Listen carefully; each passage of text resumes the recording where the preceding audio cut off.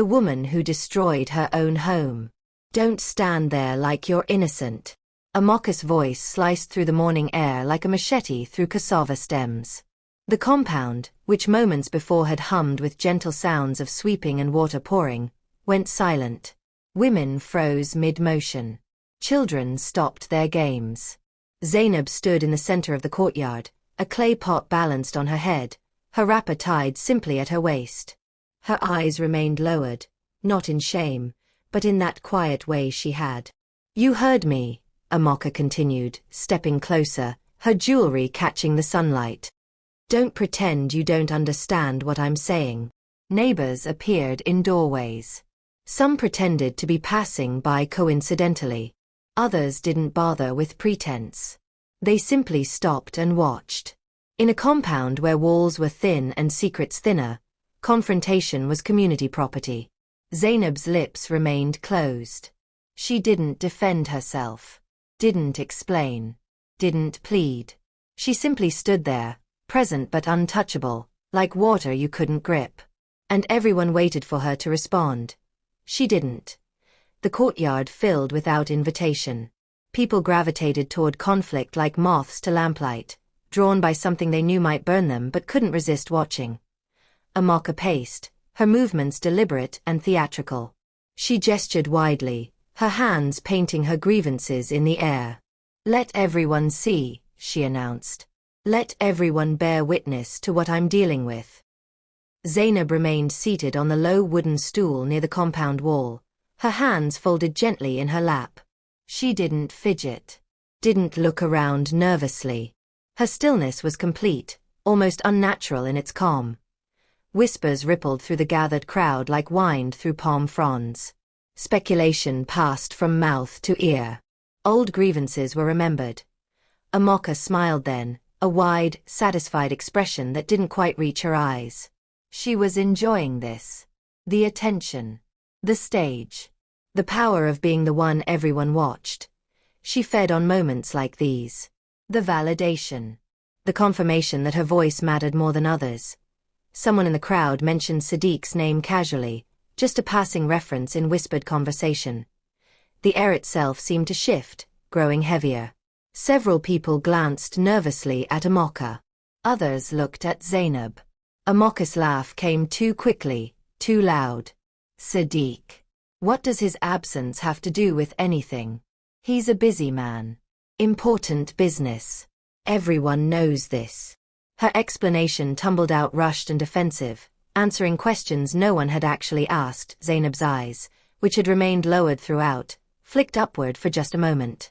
Not to Amaka. Not to the crowd. Just up, briefly, before returning to their previous position.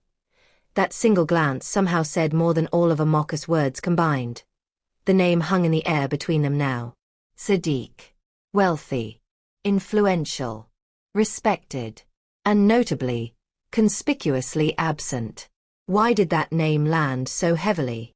"Let's talk about where you came from, Zainab," Amaka said, her voice dripping with contempt. "Your father was just a farmer. A simple farmer with nothing special to his name. And your mother? A trader in the small market, selling vegetables to get by." The insult was deliberate, designed to cut deep. In a community where lineage mattered, questioning someone's upbringing was a serious assault. Some people in the crowd shifted uncomfortably. A few laughed, but the sound was forced, uneven. Zainab said nothing. Her expression didn't change. She didn't defend her parents' memory. She simply absorbed the insult like earth-absorbing rain. But somehow in that moment, her silence felt louder than all of Amaka's accusations. It felt like strength instead of weakness. And that made Amaka even angrier. When Zainab finally spoke, her voice was so soft that people leaned forward to hear. Words don't disappear just because they were spoken loudly. That was all. One sentence. Delivered without anger, without accusation, without threat. The sentence hung in the air, and for reasons no one could immediately articulate, it felt significant. Like a door closing quietly but permanently. Amaka froze for half a second. Her eyes narrowed, searching Zainab's face for challenge, for mockery, for anything she could use to justify escalation. She found nothing. Just calm. Just stillness. Then Amaka scoffed. Is that supposed to mean something? Some cryptic nonsense that sounds wise but says nothing.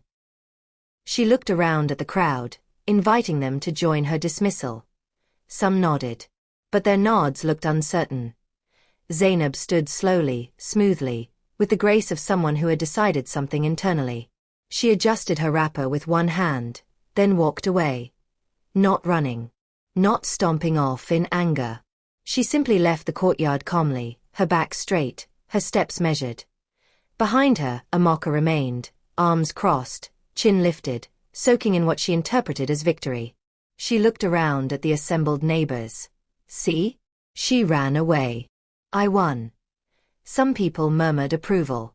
A few women approached to pat her shoulder, to agree that Zainab had been put in her proper place. Amaka accepted their support with satisfaction. But in the corners of the crowd, other conversations were happening. Quieter conversations.